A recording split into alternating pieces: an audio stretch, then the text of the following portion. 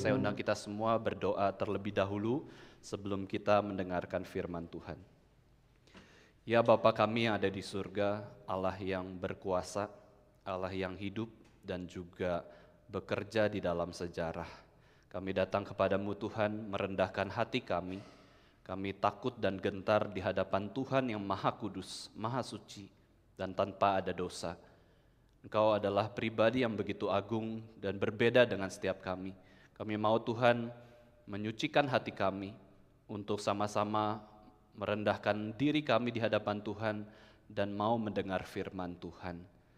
Kiranya kami boleh memiliki kehausan seperti rusa yang rindu akan sungai yang berair. Demikian juga jiwa kami haus akan Engkau. Ampunilah segala dosa-dosa kami. Berikan kami hati yang takut akan Tuhan dan jauhkanlah kami dari kesombongan ketika kami mendengarkan firman Tuhan yang akan diberitakan di gereja ini. Tuhan boleh beserta dengan setiap kami semua. Di dalam nama Tuhan Yesus Kristus, Tuhan dan Juru Selamat hidup kami sudah berdoa dan mengucap syukur. Amin. Mari kita buka Alkitab kita dari Injil Matius pasal yang ke-5 ayat yang ke-8. Kita akan melanjutkan eksposisi dari khotbah di bukit dari Tuhan Yesus Kristus. Kita sudah masuk ke dalam ucapan bahagia yang ke-6. Matius 5 ayat yang ke-8 kita baca bersama-sama dengan buka suara. 1, 2, 3. Berbahagialah orang yang suci hatinya karena mereka akan melihat Allah. Ini adalah bagian dari khotbah Yesus di bukit. Dan khotbah Yesus di bukit adalah salah satu khotbah yang terbaik di sepanjang zaman. Dan kita bisa katakan bahwa khotbah Yesus di bukit adalah khotbah yang terbaik yang boleh dikhotbahkan oleh seseorang manusia. Meskipun kita tahu bahwa Yesus adalah Allah menjelma jadi manusia, tetapi Yesus betul-betul 100% Allah dan juga 100% manusia. Dan ketika dia memulai pelayanannya, dia mengkhotbahkan suatu tema yang sangat indah, sangat baik dengan bagaimana kita berbahagia di dalam Tuhan.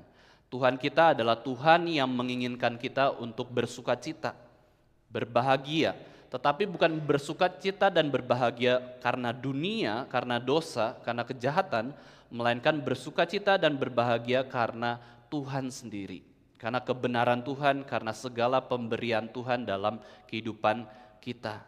Dan ketika kita melaksanakan firman Tuhan, itu seharusnya membuat kita tuh bersukacita. Bapak Ibu Saudara sekalian, kita datang ke rumah Tuhan ini, ke gereja Tuhan ini, kita sedang melakukan firman Tuhan. Apakah kita berbahagia? Apakah kita bersukacita? Harusnya bersukacita.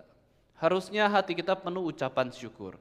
Harusnya kita betul-betul berterima kasih kepada Tuhan dan kita menyadari hidup kita ini tidak sendirian tetapi ditopang oleh Tuhan sendiri. Sehingga khotbah Yesus di bukit ini adalah suatu khotbah yang sangat indah, kita bisa mempelajarinya, bahkan saya pun bisa mengkhotbahkan satu ucapan bahagia di dalam khotbah minggu yang 1 jam. Satu kalimat dari Tuhan Yesus kita bisa olah sepanjang 1 jam, bahkan seumur hidup kita bisa renungkan. Kenapa kita harus berbahagia? Dan pada bagian ini dikatakan bahwa kita harus berbahagia karena kita memiliki hati yang suci, dan pada akhirnya karena kita memiliki hati yang suci, kita akan bisa melihat Allah. English Standard Version mengatakan, "Blessed are the pure in heart, for they shall see God." Bapak Ibu Saudara sekalian, ada lagu yang kita kenal tentang kesucian Allah, dan bukan saja kesucian Allah yang lain-lain atau Allah yang tidak kita kenal, melainkan kesucian Allah Tritunggal. Kita tahu lagu Kudus, Kudus, Kudus, Allah Maha Kuasa, pada dini hari kami memuji-Mu. Kudus, kudus, kudus, kuasa dan rahmani, Allah Tritunggal, agung muliahu. Di dalam sejarah lagu gereja himne, kita bisa melihat ada satu sifat Allah yang dikhususkan. Kita enggak mendengar sifat Allah kasih, kasih, kasih, enggak. Kita enggak melihat sifat Allah adil, adil, adil, baik, baik, baik. Meskipun ada lagu-lagu himne yang mengatakan demikian. Tetapi kita bisa lihat dalam sejarah Kristen, ada lagu yang begitu indah ditulis oleh pendeta Anglikan di Inggris pada abad 18 bernama Reginald Heber. Dia seorang Kristen yang dididik di dalam takut akan Tuhan. Dia diajarkan harus baca Alkitab karena cinta Tuhan. Harus beribadah karena rela mau mendekat kepada Tuhan. Dan dia juga belajar untuk jujur, murah hati, dan takut akan Tuhan. Sejak umur 7 tahun, Heber sudah banyak belajar mengenai Alkitab dan juga filsafat Yunani, bagaimana menggunakan kapasitas rasio pikiran kita untuk pada akhirnya memikirkan tentang Allah maupun juga kebenaran firman Tuhan. Ketika akhirnya dia menjadi pendeta, dia ikut papahnya. Papanya seorang pendeta, sekarang dia pun mengikuti jejak papanya, dia menjadi pendeta di gereja Anglikan. Dan pada waktu itu di abad 18, liturginya itu hampir serupa dengan gereja Katolik yang menyanyi hanya dengan mazmur dan juga tata ibadah yang kaku. Ini kan permulaan dari reformasi Protestan ya. Kita tahu di Inggris pun mengalami reformasi dan akhirnya ada gereja Katolik kemudian gereja Anglikan. Tapi gereja Anglikan ini tidak sepenuhnya reform, tidak sepenuhnya direformasi, masih mengikuti gaya cara ibadah Katolik dan di situ dia tumbuh dan melayani Tuhan. Nah ketika Heber melihat bahwa gereja kok hanya menyanyikan lagu mazmur, gereja Calvinis, John Calvin itu memang menekankan kita harus nyanyi dari ayat-ayat Alkitab yaitu kitab mazmur saja. Sudah ada mazmur dari mazmur 1 sampai 150, kok tidak ada kita nyanyikan di dalam ibadah. Nah kalau gereja itu betul-betul Calvinis, kita tidak boleh nyanyi puji-pujian seperti ini, kontemporer, nggak boleh. Kalau kita betul-betul gereja Calvinis, sepenuhnya Calvinis, 100% Calvinis, kita hanya menyanyikan lagu dari kitab Mazmur. Kata-katanya harus dari firman Tuhan sendiri. Karena Calvin sangat menekankan pujian yang berdasarkan firman Tuhan. Dan firman Tuhan sudah terbaik, kalimat terbaik, ngapain lagi kita menggunakan kalimat bahasa kita untuk memuji Tuhan. Tetapi kenapa gereja ini reform, Calvinis katanya, tetapi juga menggunakan musik-musik kontemporer. Nah karena secara musik gereja kita ini Lutheran. Kita setuju dengan Martin Luther yang mengubah musik, membuat musik gereja berdasarkan pengalaman dan pengertiannya, tetapi dengan teologi yang benar dan sejati. Dan akhirnya si Heber ini dia membuat lagu-lagu kontemporer, himne, tetapi berdasarkan teologi yang benar. Dia melihat gereja kok nyanyinya mazmur saja, tata liturginya begitu kaku, dia kurang setuju dengan gerejanya sendiri. Heber pendeta, tapi dia tidak setuju dengan gerejanya sendiri. Nah bagaimana respon dia? Akhirnya dia mengusulkan ya, saya akan membuat lagu, dia tulis satu buku berisi 70 kidung pujian yang dia buat sendiri.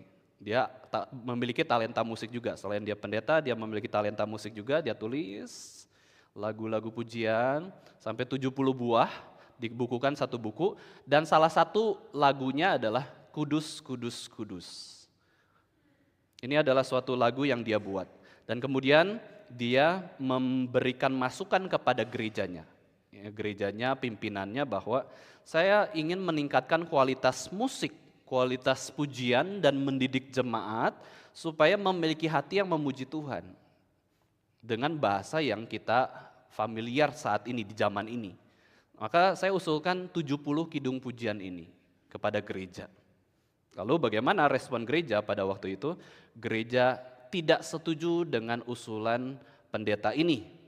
Karena itu di luar tradisi, itu beda. Kita biasanya menyanyi dari mazmur saja, kata-kata firman Tuhan.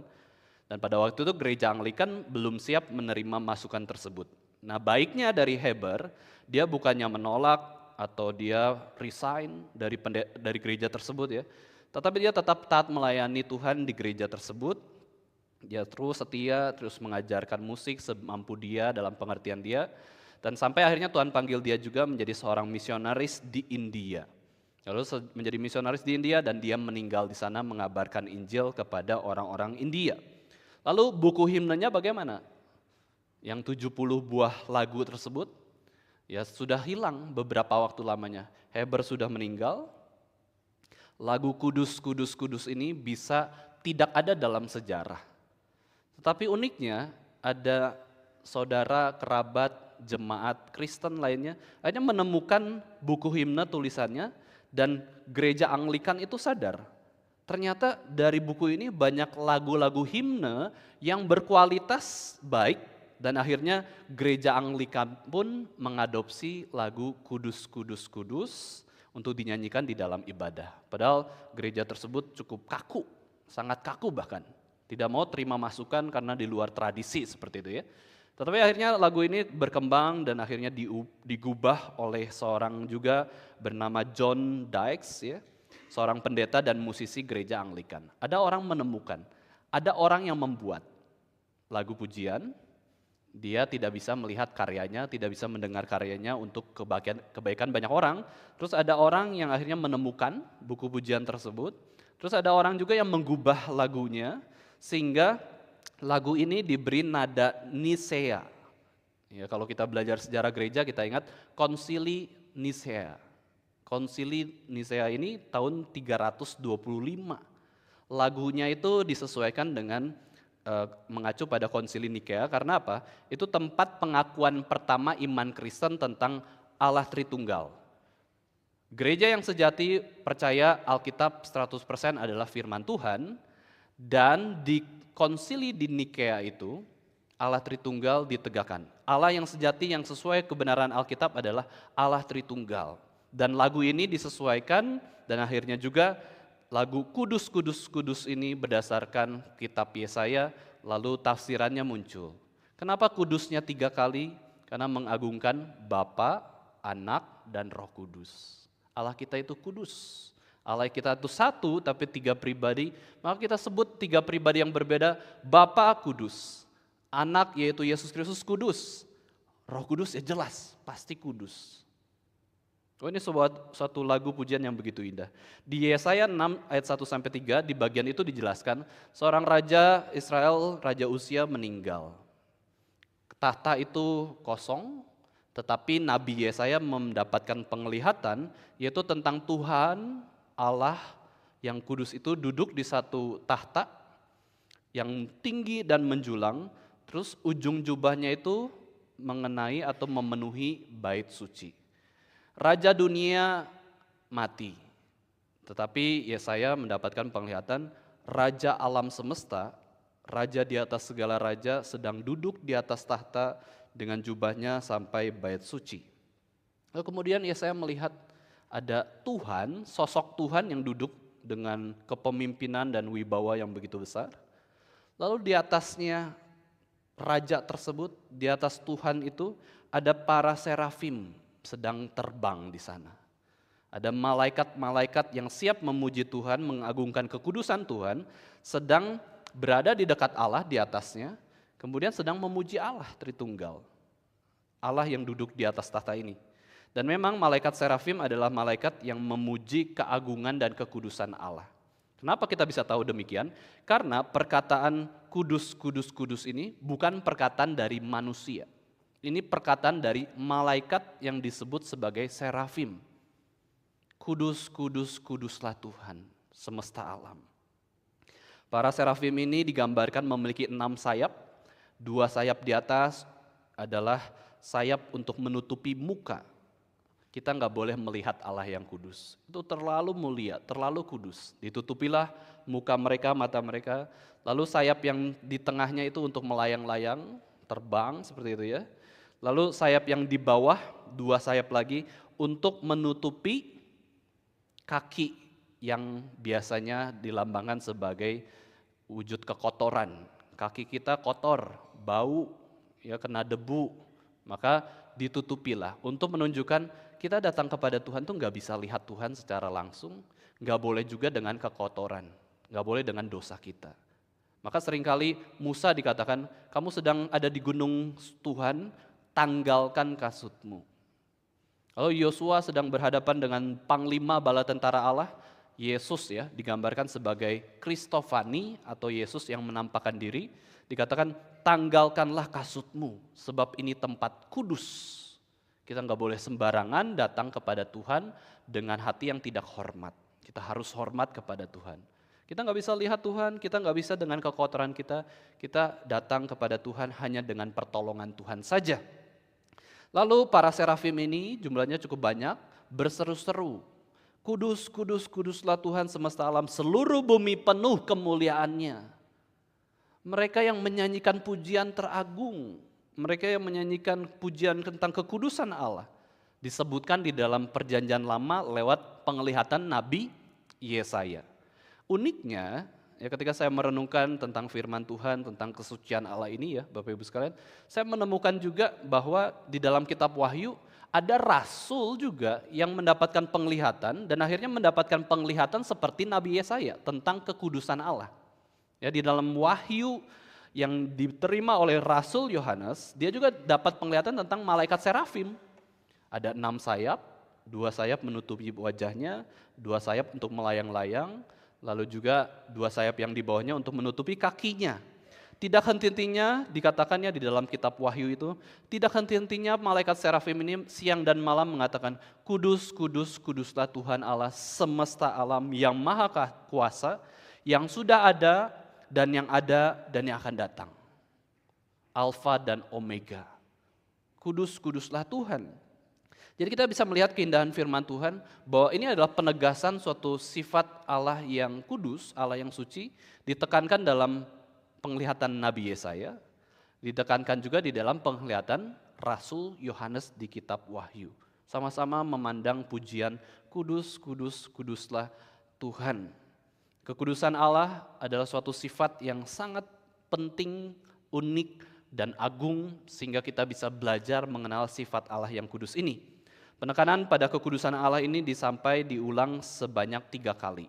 Dan kita tahu ya, dari tradisi Alkitab Ibrani, pengulangan 3 kali itu mengekspresikan suatu tingkat yang paling tinggi. Jangan berisik ya, 1 kali. Jangan berisik ya, 2 kali. Jangan berisik ya, 3 kali. Oh, itu suatu penekanan yang sangat keras. Harus menghormati Tuhan, harus melihat kekudusan Tuhan. Ya itu adalah Allah itu Allah yang paling kudus. Kalau ada benda di dalam dunia ini kudus, bait suci, Allah jauh lebih kudus. Kalau ada manusia yang kita katakan ini manusia suci, tanpa salah, tanpa cacat, maupun kejahatan, tidak ada yang bisa menyaingi Allah. Allah adalah the holy other. Allah yang sepenuhnya suci, berbeda dengan kita, manusia yang sudah jatuh dalam dosa atau ciptaan yang lainnya. Seperti malaikat serafim yang tidak berdosa juga, tapi kekudusan dari malaikat serafim berbeda dengan kekudusan Allah. Atau the holy other, sepenuhnya berbeda dengan seluruh ciptaan. Itu Allah kita. Itu Allah kita adalah Allah pribadi yang begitu kudus. Nah sekarang Yesus berkhotbah, berbahagialah orang yang suci hatinya karena dia akan melihat Allah. Suci, murni, kudus gitu ya. Yesus mengatakan bahwa setiap orang harus memiliki hati yang suci, hati yang murni, dengan demikian bisa melihat Allah yang kudus juga, yang murni juga, yang suci juga. Yesus mengajarkan apa di dalam bagian khotbah tentang ucapan bahagia yang ke-6 ini? Yesus ajarkan tentang pengudusan hidup kepada setiap orang. Orang-orang semuanya dipanggil untuk hidup kudus. Jangan sampai kita tidak hidup kudus. Dan siapa yang bisa menguduskan kita? Hanya Allah. Hanya Kristus. Allah yang bisa memurnikan hati kita yang sudah penuh dengan dosa, lalu akhirnya kita bisa berjalan dalam pengudusan hidup. Yesus ajarkan bahwa manusia dapat meneladani Allah yang suci itu di dalam panggilannya sendiri, di dalam batasannya sendiri. Kita hidup kudus, gak mungkin menyamakan diri dengan Allah yang kudus. Kita ini lemah, kita gak bisa sekudus Tuhan. Allah itu sudah paling kudus, kudus, gak ada yang seperti Dia. Allah itu tidak ada dosa. Tetapi ketika Allah yang kudus itu mencelikan hati kita, menguduskan hati kita, kita bisa melihat Allah. Nah, nanti itulah yang kita renungkan ya dalam bagian ini. Tapi setidaknya kita bisa lihat bahwa tuntutan Allah adalah hidup dalam kesucian, hidup dalam kekudusan. Nah, kita lihat dari Christian worldview ya, ada 4 tahapan kehidupan Kristen. Seharusnya orang-orang Reform tidak asing lah, sudah hafal ya. 4 tahapan kehidupan Kristen. Kalau orang Kristen akan memasuki 4 tahapan ini, orang non-Kristen hanya 2 tahapan saja, yaitu creation, fall, redemption, consummation. Ini 4 tahapan cara pandang Kristen yang dijelaskan di dalam Alkitab. Semua manusia diciptakan oleh Tuhan. Nah, bagian pertama ini kita bisa lihat Adam dan Hawa belum jatuh ke dalam dosa. Mereka hidup kudus, suci, hatinya murni. Ya, Allah tuntut kamu hidup suci, sebab aku juga kudus. Lalu kesucian hidup berarti apa? Bagaimana Adam dan Hawa mempertahankan kesuciannya, yaitu dengan cara bergantung kepada Tuhan dan juga melakukan firman Tuhan yang kudus itu sendiri. Ora et labora, berdoa dan juga bekerja, seperti itu ya. Ini adalah mempertahankan kekudusan, tidak boleh celak, tidak boleh cacat, ya tanpa kesalahan. Ibarat ya Bapak Ibu Saudara sekalian, kalau kita bandingkan seperti benda atau hewan, kalau barang atau benda kita sukanya yang bersih atau kotor? Bersih ya. Kalau restoran, kita masuk ke restoran, kita nilai itu kebersihan juga. Kita suka yang bersih. Masuk rumah sakit inginnya bersih, masa rumah sakit kotor, banyak penyakit. Bahkan kandang binatang pun kita ingin bersih. Sampai ada taman safari atau kebun binatang ya. Nah sekarang Tuhan mau hidup kita tuh bersih loh. Wajar enggak? Sangat wajar. Kita manusia berdosa ingin yang bersih. Ingin ketemu orang yang baik. Siapa di sini yang suka ketemu penipu, pembohong, pelaku kejahatan? Enggak ada. Kita pun yang jahat tidak suka ketemu orang jahat. Kita senangnya ketemu orang baik juga. Nah adalah hal yang wajar ketika Allah meminta Adam dan Hawa, kamu hidup kudus ya. Aku sudah kudus, aku baik, aku memberi kemampuan kepada kamu untuk hidup kudus. Ibarat hewan, kalau kudus itu berarti tidak ada cacat, tidak ada luka, tidak ada patah tulang. Pokoknya sempurna, baik seperti itu ya. Nah Allah menuntut Adam dan Hawa itu 100% sempurna. Dengan cara apa? Dengan menilai ketaatan mereka kepada firman Tuhan. 100% sempurna, taat. Kalau berdosa atau cacat 1 kali saja, itu sangat serius, yaitu harus apa? Dihukum mati. Berdosa berarti apa? Sudah tidak suci lagi, tidak kudus lagi, upah dosa adalah maut. Nah sekarang kita bisa lihat dalam tahapan yang pertama ini, tujuan Allah menciptakan manusia adalah untuk hidup kudus. Hidup suci berarti bagaimana? Hidup taat kepada Tuhan. Dan ini menyenangkan Tuhan. Kalau kita senang lihat keluarga kita bersih, suami, istri kita bersih, nggak kotor-kotoran, ya wajar lah kalau keringetan 1 hari. Tapi kalau sudah 3 hari pasti kita jengkel ya. Kok nggak mandi, pakai sabun, wangi gitu ya. Nah sekarang kita berdosa terus sudah diberikan kemampuan, kemerdekaan sebagai orang Kristen untuk taat. Kita berdosa terus. Nanti ada suatu waktu Tuhan tegur keras. Tuhan pukul kita. Supaya apa? Supaya kita kembali taat kepada Tuhan. Dinasihati secara lembut nggak nurut, makin lama makin keras. Tadi ya, seperti gaya bahasa superlatif. 1 kali nggak nurut, 2 kali, 3 kali, bam. Tuhan tegur kita dan akhirnya kita harus menerima kesulitan dan akhirnya Tuhan mendorong kita juga untuk taat kepada Tuhan. Nah itu tahapan pertama, tetapi di tahapan kedua manusia sudah gagal. Adam dan Hawa makan buah pengetahuan baik dan jahat, sudah jatuh dalam dosa. Berarti apa? Hidupnya sudah jelas tidak suci, tidak kudus, tidak murni, sudah tidak taat kepada Tuhan. Mereka ketika makan sadar melawan firman Tuhan, melihat ternyata badan mereka telanjang, berarti ada perubahan perspektif. Sebelumnya melihat sesama telanjang itu nggak masalah, masih bisa menghormati. Tapi ketika sudah jatuh dalam dosa, mata mereka melihat sesama itu negatif. Gendut, kurus, tidak ideal, menghina, telanjang kamu menghina. Sudah kita pakai daun. Ini kerusakan ekologi yang pertama ya. Kerusakan lingkungan pertama, mereka menyemat daun pohon ara, dibuatlah untuk menutupi bagian pribadinya yang berbeda dengan pasangannya, yang membuat itu pasangan itu bisa saling menghina. Kamu beda dengan saya hina kamu. Hanya mereka malu kan apa? Sudah berdosa. Dosa itu sudah ada sehingga apa yang mereka pikirkan, apa yang mereka rasakan, kehendaki, semuanya cenderungnya adalah melawan kebenaran firman Tuhan. Dan gambar dan rupa Allah yang tadinya sempurna, sekarang rusak. Ya, sudah ada coretan, sudah ada retakan, sudah rusak, bukan hilang ya. Orang yang berdosa tetap manusia yang diciptakan serupa dan segambar dengan Allah, bukan hilang ketika berdosa, tetapi rusak aja. Kita bisa lihat sifat-sifat Allah dalam diri orang yang berdosa, tetapi sudah rusak. Nah, kita dalam teologi reform kita belajar bahwa dosa itu ada dua jenis ya, Bapak Ibu Saudara sekalian. Pertama adalah original sin atau dosa yang secara natur kita. Berarti bayi yang dikandung, bayi yang lahir itu sudah diturunkan natur dosanya. Tidak ada manusia yang berdosa kemudian melahirkan manusia yang tidak berdosa. Enggak ada. Manusia berdosa lahirkan manusia berdosa. Seperti orang Indonesia dengan orang Indonesia menikah melahirkan orang Indonesia. Orang Amerika menikah dengan orang Amerika melahirkan orang Amerika.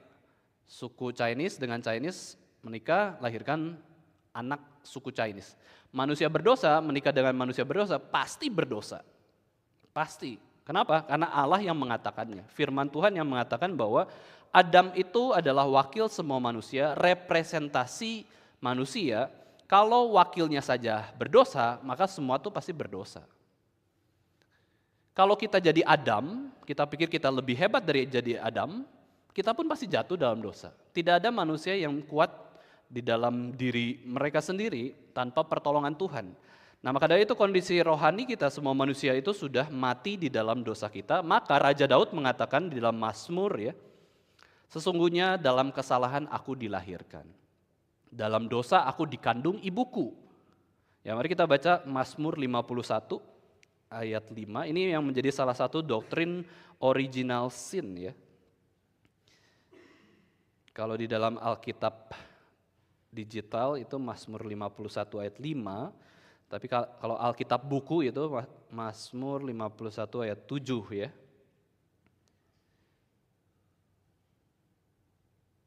Saya bacakan Mazmur 51 ayat 5 sampai 6.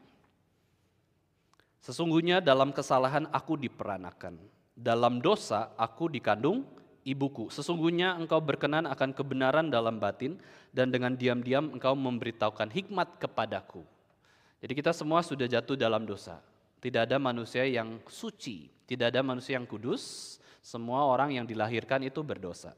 Nah, sekarang jenis dosa yang kedua kita tahu, bukan saja original sin atau natur, tapi juga actual sin yang dilakukan oleh kita di dalam sejarah.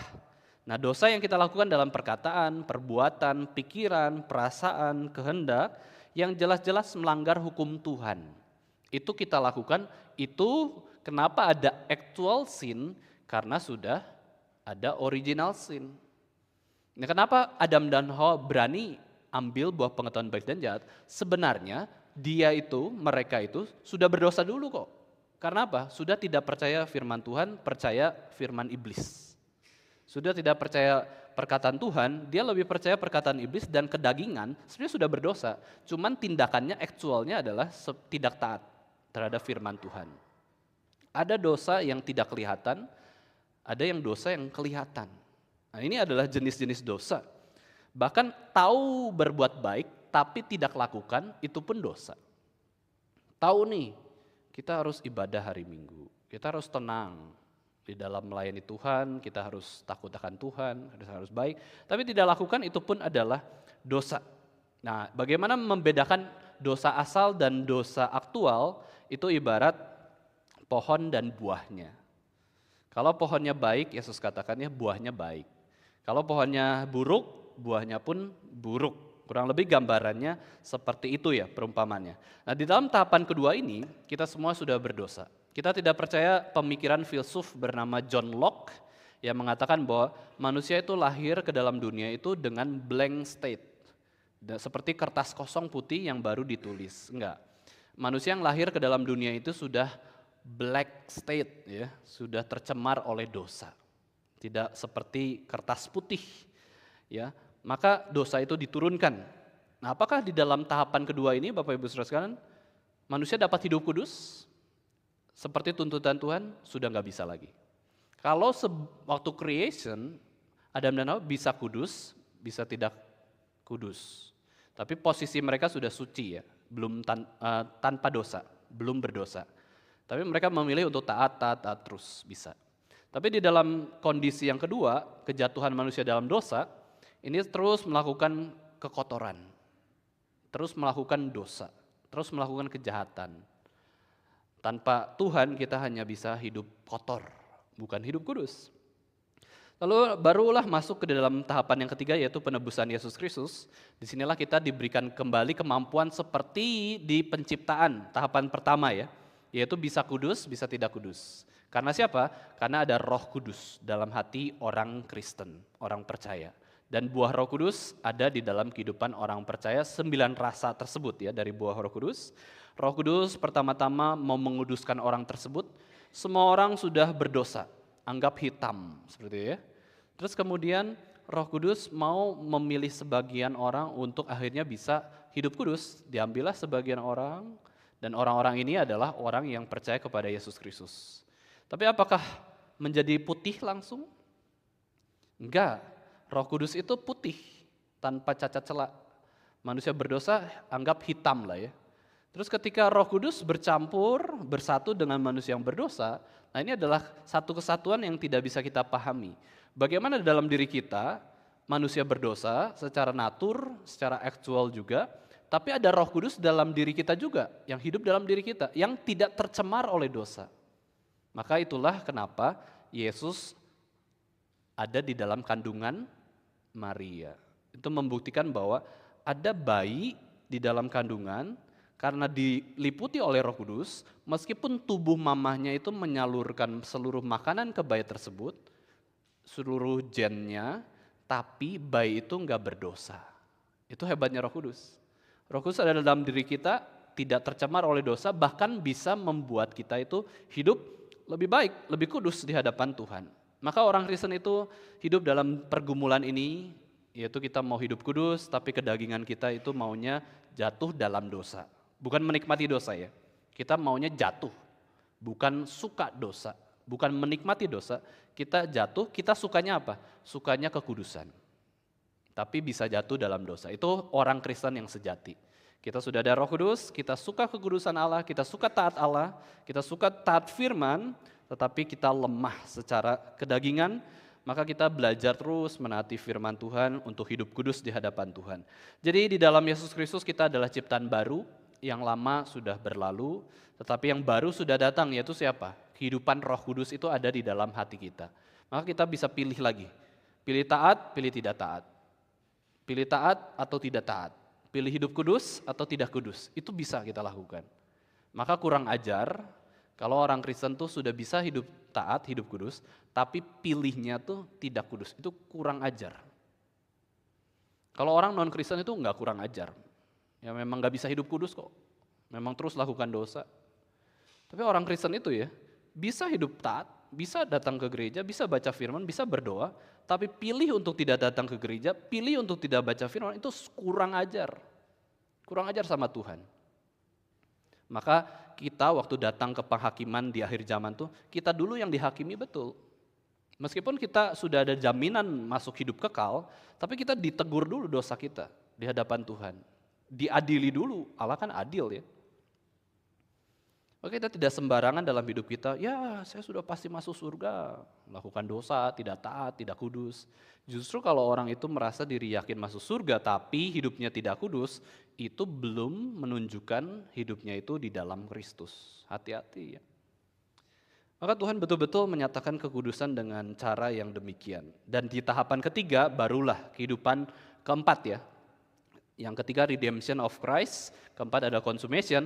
Orang-orang Kristen yang sudah dilahirkan kembali oleh Roh Kudus, hidup dalam Kristus, meskipun tidak sempurna, suatu hari nanti pasti masuk surga, dan di dalam surga tidak ada ketidakkudusan, tidak ada ketidaktaatan, dan kita akan senantiasa taat kepada Allah, dan di surga nanti kita akan melihat Yesus Kristus, muka dengan muka. Maka ada seorang Kristen yang baik, seorang musikus juga bernama Fanny Crosby. Dia buta sejak kecil karena kesalahan obat dari dokter ketika dia sakit, dioleskan ke matanya, lalu matanya jadi perih, terus luka, hanya sejak bayi itu buta. Padahal lahir itu normal, baik seperti itu ya. Tapi karena kesalahan dokter, Fanny Crosby itu hidup dengan kebutaan. Terus dia mendengar nasihat dari neneknya, dari orang-orang sekitarnya, dia menggunakan telinga dengan maksimal, dia coba baca firman Tuhan juga dengan meraba-raba tangannya ya, dengan buku yang bisa dibaca seperti itu dengan tangan. Dan akhirnya di dalam kerohaniannya dia malah mulai belajar bersyukur meskipun kondisi tidak sempurna. Bersyukur meskipun buta. Kenapa? Karena pada akhirnya dia bisa hidup kudus. Hidup kudus tentu karena Kristus diberikan anugerah keselamatan, tetapi dengan tidak melihat, bagi dia saya bisa menggubah lagu pujian itu 10.000 pujian, bahkan dia bisa lupa itu lagu buatannya sendiri.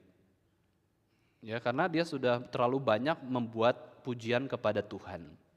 Dan dia bersyukur, memang buta ini karena dosa, suatu hal kecacatan dan kelemahan, tetapi dia katakan bahwa dengan demikian saya tidak melihat godaan-godaan untuk melakukan dosa. Tidak melihat kejahatan, tidak melihat keburukan yang bisa membawa dia kepada kecemaran, kekotoran hidup. Dan akhirnya dia mengatakan bahwa ada yang menginterview, kenapa kamu tidak kecewa? Bagaimana perasaan kamu ketika kamu buta? Dia katakan, ya aku bersyukur justru aku tidak bisa melihat di dalam dunia ini. Karena kalau nanti masuk surga, sudah tahapan consummation nanti ya, kita semua di akhir zaman consummation, kita semua akan diberikan tubuh yang baru.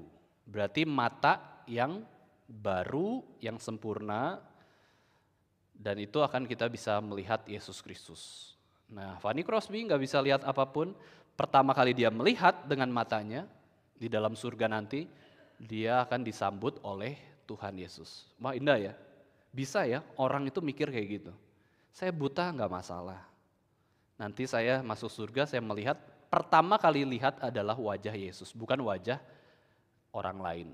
Mungkin kita juga ya saudara sekalian, nanti masuk surga kita lihat wajah siapa pertama kali? Ada yang mengatakan, wajah yang dulunya suami saya dong. Yang mana suami saya mau cari. Kita tahu ya di surga nggak ada suami istri, nggak ada relasi itu karena semua saudara. Ya, pernikahan dibutuhkan di dalam dunia ini untuk beranak cucu bertambah banyak, tapi di surga nggak mungkin beranak cucu bertambah banyak. Jadi di surga kita akan melihat semua dengan tubuh yang baru, tubuh kemuliaan yang tidak bisa berdosa. Yang tadinya bayi ketika meninggal tetapi dia dipilih Tuhan untuk masuk surga, percaya kepada Kristus, nanti dia akan dewasa juga, ya umurnya ya kita tidak tahu berapa, intinya dalam kedewasaan yang sempurna, kita akan senantiasa taat kepada Tuhan. Inilah kesucian. Kalau kita tidak suka hidup suci di dalam dunia, mungkin kita memang bukan penghuni surga. Kalau kita seringnya tidak taat, kita penghuni neraka. Di neraka itu nggak taat. Sudah dihukum juga ya tetap tidak taat. Ya manusia berdosa kok ya. Maka dari sini kita belajar bahwa kekudusan itu sangat penting. Itu ada di dalam setiap fase kehidupan yang kita lihat secara Kristen ya, Christian worldview. Setiap orang Kristen suatu hari nanti akan melihat Tuhan. Pasti. Muka dengan muka kita akan bertemu dengan Yesus di surga. Pasti. Dan ini suatu pencapaian yang begitu tinggi dan menyenangkan. Ya, Bapak Ibu Saudara sekalian, ada yang pernah ketemu Bapak Presiden atau melihat Bapak Presiden? Wah pasti senang ya, kita ingin melihat dekat-dekat kalau bisa selfie. Kemarin di sebelah GRI Solo ada warung makan soto, terus rame-rame banyak orang, ada apa ini ya? Terus ada yang katakan, itu ada wakil presiden, ada Pak Gibran, pasti semua orang lihat. Terus saya lihat juga, saya lagi makan soto, lihat juga mana sih orangnya, oh itu ya, sama seperti TV-TV kayak gitu ya. Kita lihat orang terkenal tuh pengen kan, oh itu yang sering ngomongin orang itu loh, ya yang punya kuasa, Oh itu Gibran, itu ada istrinya, ada anaknya. Terus kemudian ada pasukan pengawal presiden. Wah, semua kekar-kekar kayak gitu ya. Itu orang di dunia saja kita pengen lihat kok. Sekarang Tuhan kita nggak pengen lihat. Kita masih senang di dunia. Sebagai orang Kristen tentu kita tidak boleh cepat-cepat mau pergi dari dunia ini. Nggak boleh cepat-cepat mau meninggal, nggak boleh cepat-cepat mau mati. Karena hidup mati di tangan Tuhan. Kita harus belajar taat kehendak Tuhan. Tapi yang seharusnya kita miliki dalam hati kecil kita adalah saya ingin bertemu Yesus cepat-cepat kalau bisa. Ya, begitu si Pak Gibran ini bangkit berdiri, terus udah selesai kan makannya, langsunglah ibu-ibu nyerobot ya dari meja lain, foto. Terus saya pikir apa foto juga ya saya ya. Terus saya diskusi ya sama istri, gimana mau foto nggak? Fotoin. Terus ragu-ragu, udah deh nggak usah. Kita pengen ya ketemu orang penting, foto dengan dia. Kita mau nggak ketemu Tuhan Yesus ya? Kayaknya nggak pengen kita ya, kayaknya pengen terus di dunia gitu ya. Lihat yang lain dan lain-lain. Enggak, dalam hati kecil itu kita ingin ketemu Yesus. Tapi kalau belum waktunya jangan buru-buru. Jangan melakukan tindakan yang berdosa ya. Jadi Bapak Ibu saudara sekalian, kesucian hati itu apa? Ya, seorang profesor mengatakan orang yang suci hatinya itu orang yang murni hatinya. Berarti nggak ada apa? Nggak ada kebusukan. Nggak ada agenda ganda. Hatinya murni itu berarti cuma satu aja, yaitu untuk Tuhan, bukan untuk yang lain. Bukan kepentingan diri, kepentingan yang lain, hanya satu untuk sesuatu itu. Dan terus tentu harusnya kepada Tuhan ya. Saya dari Tuhan, saya hidup untuk Tuhan. Itu murni hatinya, itu suci hatinya. Dalam Mazmur 24 ayat 3-4, mari kita baca bersama-sama. Mazmur 24 ayat 3-4, ini merupakan paralel dari ucapan bahagia dari Tuhan Yesus Kristus ya. Kita baca bersama-sama Mazmur 24 ayat 3-4, 1, 2, 3. Siapakah yang boleh naik ke atas gunung Tuhan? Siapakah yang boleh berdiri di tempatnya yang kudus? Orang yang bersih tangannya dan murni hatinya, yang tidak menyerahkan dirinya kepada penipuan dan yang tidak bersumpah palsu. Kita ingat siapa yang naik ke gunung Tuhan sedang menggembalakan domba. Hatinya adalah fokus, saya jadi gembala yang baik, saya memuliakan Tuhan dengan menggembalakan kambing domba dari mertua saya. Saya sudah tua, 40 tahun setia menjadi gembala kambing domba. Sudah, murni hatinya. Hidup saya untuk Tuhan. Tuhan sudah selamatkan saya 40 tahun lalu, saya pernah bunuh seorang Mesir, saya pangeran Mesir, saya bunuh karena pertengkaran antara orang Mesir dengan orang Ibrani, orang Israel. Saya bunuh orang Mesir, dosa itu saya bawa puluhan tahun dalam hidup saya, tangan saya ini berdarah. Saya pernah bunuh orang. Saya tidak layak melayani Tuhan, saya tidak mau dipakai Tuhan, saya tidak layak. Terus ketika dia kabur dari kejaran orang-orang Israel yang membenci dia, orang Mesir juga, dia berkumpul di tengah-tengah orang Midian yang bukan umat Tuhan juga, bukan orang Ibrani, bukan orang Mesir ya, orang Midian. Terus kemudian dia ketemu seorang perempuan, dia menikah dengannya, hatinya kepada Tuhan. Tapi dalam kondisi demikian, ya dia harus menikah dengan orang yang bukan seiman. Tapi karena tidak ada yang seiman gitu ya.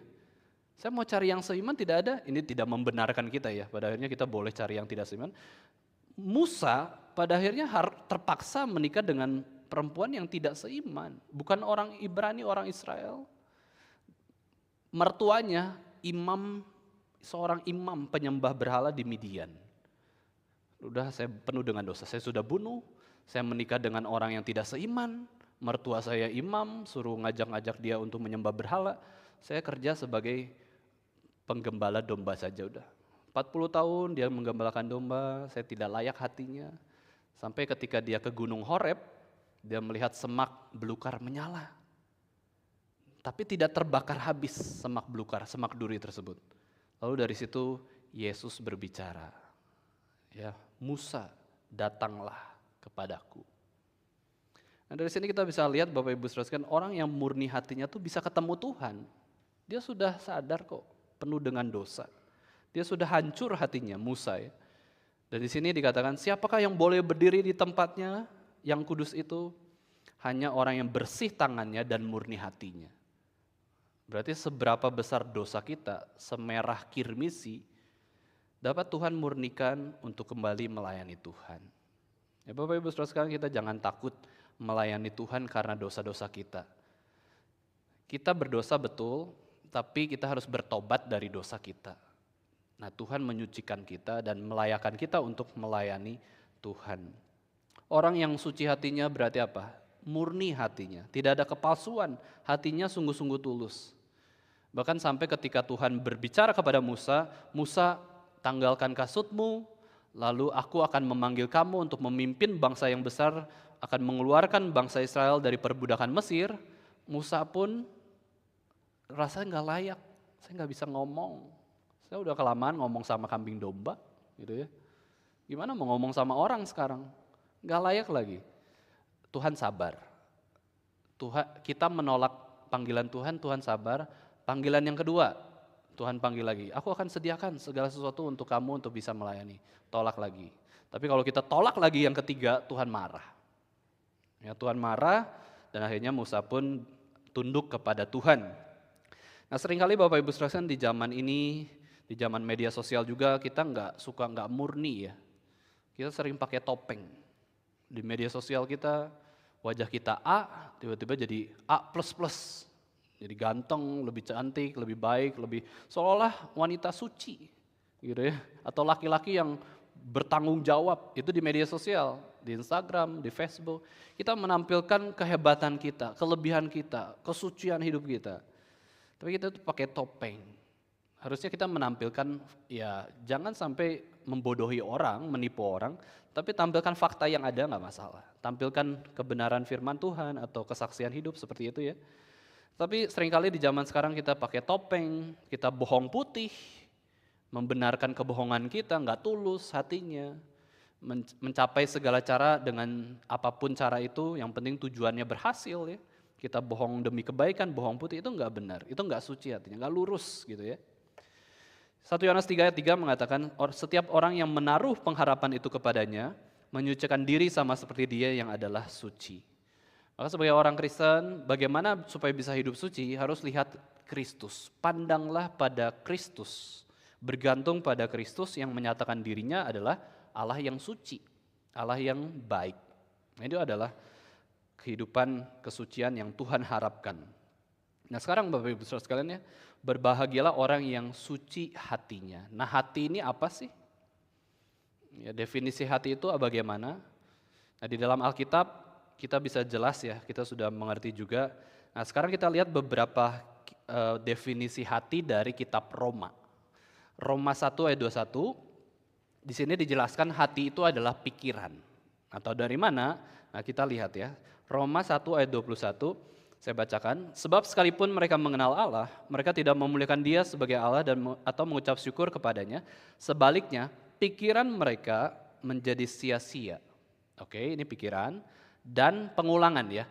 Hati mereka yang bodoh menjadi gelap. Orang yang bodoh itu maksudnya bodoh apa? Pikirannya, nggak mikir, ya nggak nyampe. Pernah ada seorang pemuda ya cerita ya. Dia kuliah itu agak telat, ya agak telat. Kok masuk kuliah tahun segini gitu ya? Tapi kan saya cuma nanya aja biasa. Oh tuh kuliah tahun berapa? Oh tahun ini. Sekarang semester berapa? Ada jenjang. Terus dia katakan bahwa, oh iya saya memang otaknya agak lemot gitu ya, lemah otak, agak loadingnya susah. Jadi dia homeschool, tapi dia nggak bisa mengikuti progres homeschool dengan cepat, sesuai dengan waktu yang biasa. Terus saya katakan, nggak apa-apa, nggak masalah.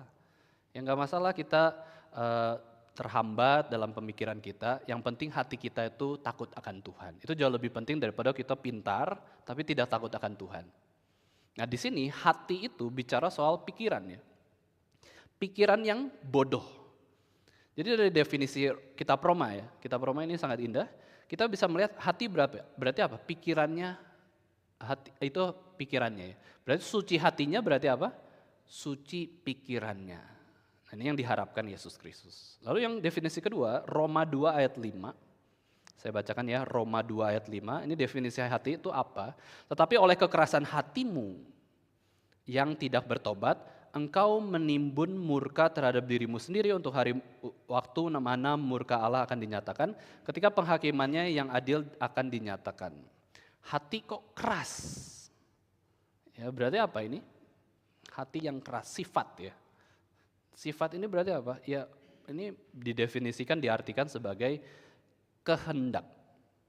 Ya, kehendak. Hatinya tuh nggak mau gerak. Nggak mau taat, nggak mau nasihat orang tua, padahal nasihatnya baik misalkan ya. Pengennya kehendak saya sendiri. Berarti definisi dalam Roma 2 ayat 5, hati ini berarti apa? Kehendak, keras, nggak mau bertobat, nggak mau percaya Tuhan, nggak mau taat Tuhan. Keras sekali. Berarti kita bisa definisikan hati itu kehendak.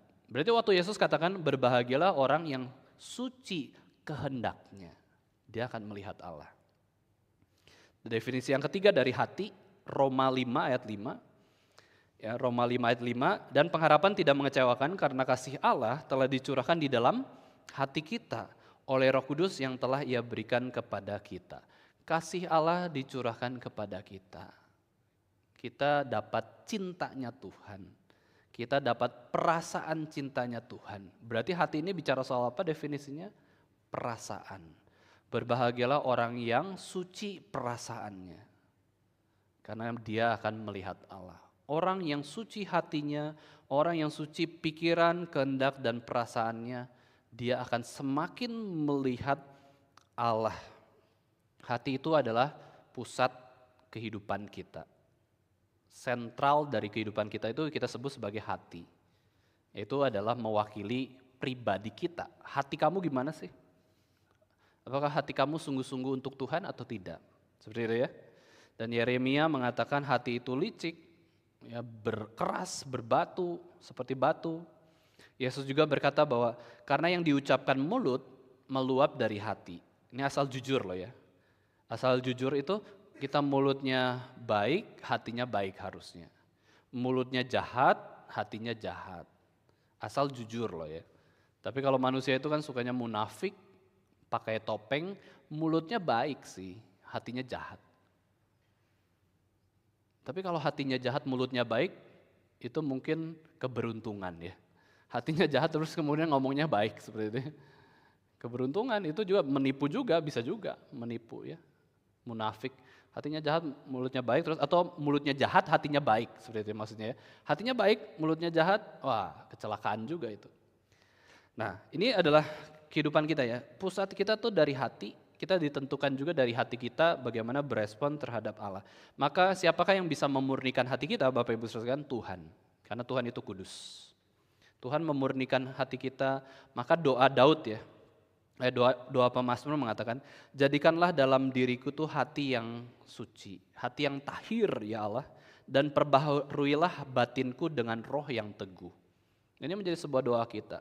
Saya tuh mau pikiran saya itu baik sama orang. Gak selalu negatif, gak selalu punya dendam, gak selalu berprasangka buruk gitu ya sama orang.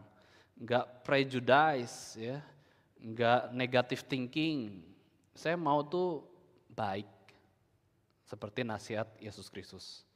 Lihat positifnya, tapi begitu ketahuan jelek, berdosa di hadapan Tuhan, saya pun mau lurus hati saya mau tegur dia supaya lebih baik lagi hidupnya. Itu adalah hati yang lurus. Dan kita mendapatkan kesucian hati itu dari pertolongan Yesus Kristus saja. Dan hati yang suci betul-betul ditemukan di dalam Kristus. Nah sekarang Bapak Ibu sekalian kan perenungan kita adalah kita harus bersuka cita karena kita hatinya suci. Kalau kita sudah memiliki Kristus, kita juga mau hidup kudus ya, kita bersuka cita. Nah sekarang rewardnya, Yesus kasih reward karena mereka akan melihat Allah. Maksudnya melihat Allah apa? Di dalam Keluaran 33 ayat 20, di situ dengan jelas dikatakan ya, engkau tidak tahan memandang wajahku sebab tidak ada orang yang memandang aku dapat hidup. Enggak ada yang bisa melihat Allah dan tetap hidup. Karena apa? Manusia sudah jatuh dalam dosa. Tetapi Yesus katakan kalau kamu suci hatinya, Kamu bisa lihat Allah.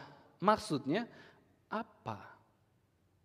Ada nggak orang berdosa melihat Allah? Maksudnya definisi melihat Allah itu apa? Nah, Bapak Ibu Saudara sekalian, manusia itu hanya bisa melihat penampakan tentang Allah. Ya, kita kenal sebagai Kristofani atau Teofani atau inkarnasi. Kristofani atau Teofani itu di Perjanjian Lama. Sebelum Yesus Kristus jadi manusia, Yesus menampakkan dirinya. Ya, dia Allah, belum ada natur manusia loh ya. Nah, ini menampakkan diri yaitu Allah ya. Musa melihat Tuhan dalam semak yang menyala. Itu Yesus. Adam dan Hawa ketika jatuh dalam dosa ada suara jejak kaki Allah berjalan di taman yang sejuk. Terus bertanya, Adam, di manakah engkau? Itu bukan Bapa, bukan Roh Kudus. Itu semua Tuhan Yesus. Tuhan Yesus menampakkan diri itu Kristofani. Ya, Allah menampakkan diri seperti manusia, tapi dia adalah Allah. Kemudian Yesaya melihat Tuhan di baitnya. Kalau bisa terlihat sesosok itu Tuhan Yesus.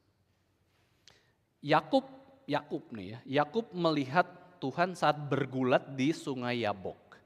Itu Yesus yang menampakkan diri seperti manusia, tapi Allah. Bergumul, bergulat sampai tulang pahanya terpelecok. Ya, Allah melukai Yakub supaya Yakub juga bisa menjadi seorang yang lebih baik ya, menegur. Itu Yesus, semua Yesus. Kita nggak pernah lihat Bapa, nggak pernah dengar suara Bapa, nggak pernah dengar suara Roh Kudus, nggak pernah dengar suara Roh Kudus, lihat Roh Kudus. Yang kita lihat adalah pengantara, yaitu Yesus Kristus satu-satunya. Maka Allah menampakkan diri itu semuanya dalam Yesus Kristus. Kita bisa lihat Yesus. Ini uniknya ya, baiknya Tuhan itu seperti itu. Pribadi yang kedua. Rasul-rasul melihat Yesus Kristus. Para nabi mempercayai Yesus yang akan datang. Kita percaya Yesus yang sudah naik ke surga. Kita melihat Yesus secara iman seperti itu ya. Dan ada juga yang secara fisik. Ya, maka dari itu Bapak Ibu Saudara sekalian berarti apa? Waktu kita melihat Allah, kita akan semakin beriman percaya kepadanya. Memang sih ada istilah seeing is believing. Kalau kita lihat baru percaya. Ya memang kalau kita bisa lihat itu kita akan semakin beriman. Tetapi Allah itu nggak bisa dilihat. Dia roh dan dia begitu suci. Kita nggak bisa lihat Bapa, nggak bisa lihat Roh Kudus. Roh Kudus, kudus ya. Bapa begitu suci. Kita bisa lihat Yesus yang mau merendahkan diri, menampakkan diri seperti manusia maupun bahkan menjadi manusia. Itu hanya Yesus Kristus. Nah sekarang kita bisa lihat Allah secara apa? Yang pasti adalah sebagai orang Kristen kita bisa melihat Allah secara rohani. Pasti bisa. Maksudnya apa melihat Allah secara rohani? Yaitu orang yang percaya melihat Tuhan melalui mata iman ya. Nah orang percaya kita itu bisa melihat Tuhan melalui mata iman, bukan mata jasmani. Sekarang Allah ada nggak dalam gereja ini? Kalau orang yang tidak beriman, orang yang tidak hormat pada Tuhan, nggak lihat Tuhan. Ini manusia semua gitu ya. Tapi kalau orang yang beriman, kita lihat Tuhan. Secara iman, secara rohani. Oh Tuhan berfirman kepada saya mau pegang firman Tuhan, ini menjadi penghiburan, kekuatan. Saya bisa menyanyi, bersyukur. Saya bisa melihat, bersyukur. Saya masih sehat, meskipun ada sakit-sakitnya, tapi masih bisa duduk dalam ibadah, anugerah Tuhan. Ini kan lihat Tuhan kan, semua hanya karena anugerahnya. Kita ada yang melayani, kita melayani Tuhan. Kalau kita nggak lihat Tuhan, kita melayani siapa di tempat ini? Kita sedang melayani dan melihat Tuhan. Ini adalah suatu kepekaan rohani, kesadaran secara rohani bahwa Tuhan itu ada. Tuhan maha hadir dan dia maha kudus dan dia mengawasi kita. Nah itu berarti apa? Kita melihat Tuhan. Karena suci hatinya. Saya mau datang ke rumah Tuhan. Saya mau datang dengan sungguh-sungguh, mau bertemu dengan Tuhan. Kita bisa merasakan Tuhan ada. Kita bahkan bisa melihat Tuhan ada. Hidup dalam hubungan yang dekat dengan Allah. Mengalami kebaikan, itu kebaikan Tuhan. Bukan kehebatan kita ya. Kita bisa mengerti kehendaknya. Jadi melihat ini adalah dalam arti melihat secara rohani. Kalau secara fisik itu hanya kita bisa lihat dari dalam diri Yesus Kristus. Sekarang Yesus Kristus pun sudah di surga. Kita nggak tentu juga Tuhan Yesus mau menampakkan diri kepada kita, nggak tahu ya. Tapi kita nggak bisa lihat Allah pada dasarnya secara kasat mata ya. Kita hanya bisa melihat pribadi pengantara kita kepada Allah yang adalah Allah sendiri, yaitu Yesus Kristus. Dan yang terakhir ya Bapak Ibu Saudara sekalian, kita akan melihat siapa secara apa, yaitu melihat di dalam kekekalan. Nah ini secara kasat mata dengan tubuh kemuliaan yang baru. Jadi melihat Tuhan bisa 3 jenis. Melihat Tuhan secara fisik dengan kasat mata, tapi itu pun yang dilihat adalah pribadi kedua. Bukan Allah Tritunggal sepenuhnya ya, hanya pribadi Yesus. Kemudian melihat secara rohani, secara iman, kita semua orang Kristen bisa. Ya, bisa melihat Kristus bekerja dalam hidup kita, dan suatu hari nanti kita melihat Yesus di surga. Ini 3 jenis penglihatan yang berbeda-beda dan ada konteksnya sendiri. Kita akan melihat Allah di dalam kekekalan, suatu hari nanti di surga. Maka melihat itu suatu pencapaian yang tertinggi. Kita bisa melihat Tuhan. Bapak Ibu sekalian juga pasti pernah merasakan suatu hal yang agung ketika hanya melihat. Ya, tahu dari mana? Melihat orang yang kita cintai, yang mau kita jadikan pasangan hidup. Lihat saja sudah senang. Ya, suatu pencapaian yang besar, bisa lihat, apalagi jarak dekat, apalagi yang sudah tunangan, ya apalagi yang sudah menikah, bisa lihat, wah indah. Saya baru pengalaman, ini pengalaman pertama ya tentunya, terus kemudian menggendong bayi ya, lihat bayi, wah indah ya, terkagum-kagum, kok ada sih seperti ini, makhluk yang aneh yang adalah diri saya dulu gitu ya, indah ya. Nanti Bapak Ibu Saudara orang tua kalau wisuda anak, lihat saja sudah senang. Wah, anak saya lulus SD, SMP, SMA. Terus kemudian kita lihat orang tua kita. Oh sudah lansia, umur 70, umur 80 tahun. Senang, lihat tuh senang loh. Wah ini ada suatu hal yang begitu agung kita bisa lihat. Dan sekarang Yesus berikan reward kepada orang yang suci hatinya adalah apa? Melihat Tuhan.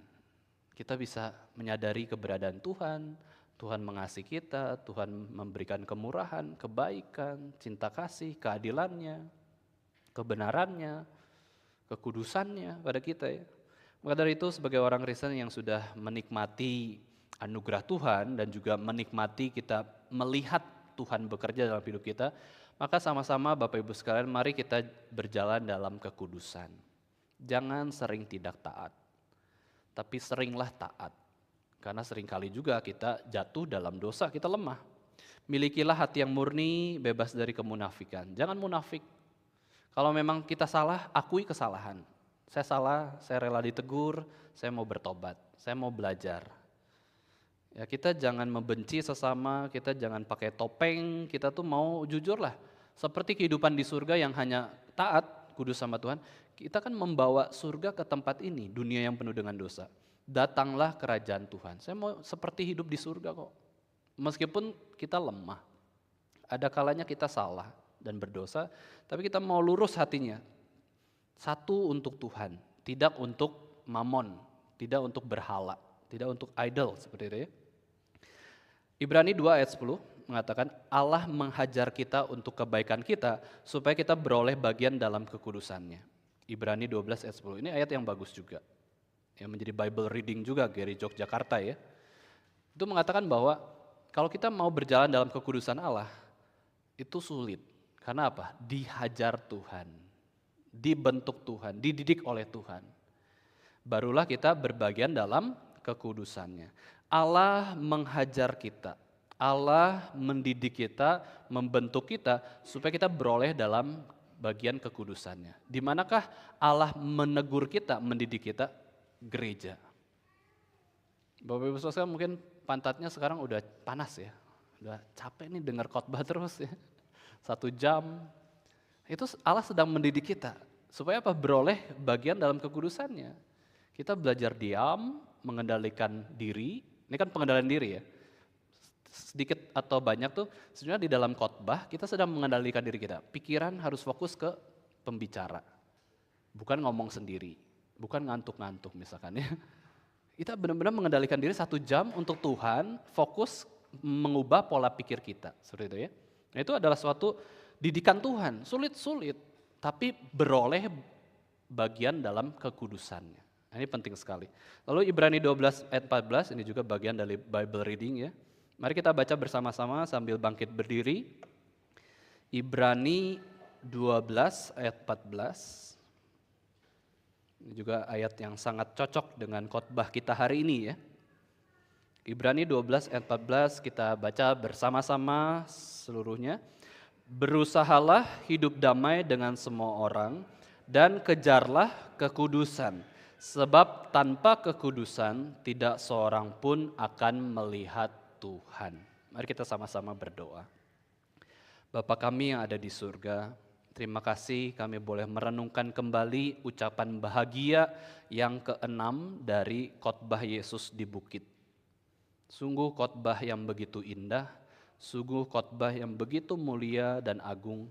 Kami boleh diajarkan tentang bagaimana kami berbahagia. Kami boleh diajarkan bagaimana kami seharusnya memiliki karakter Kristen.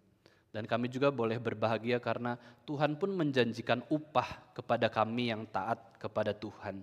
Dan hari ini kami belajar untuk menyucikan hati kami melalui pertolongan dari Roh Kudus. Karena hanya Engkau saja yang bisa memurnikan hati kami, mensucikan hidup kami, dan juga menolong kami untuk berjalan di dalam kekudusan Engkau. Kami berdoa Tuhan supaya kami boleh semakin melihat Tuhan dalam kehidupan kami. Mulai kami bangun pagi, kami bisa bernafas, itu karena Tuhan. Mulai kami bisa bangkit berdiri, berjalan, beraktivitas, bahkan datang ke rumah Tuhan, dan juga melanjutkan aktivitas sepanjang hari ini, itu karena anugerah dan kebaikan Tuhan. Bukan karena kami itu layak, kami adalah manusia yang berdosa.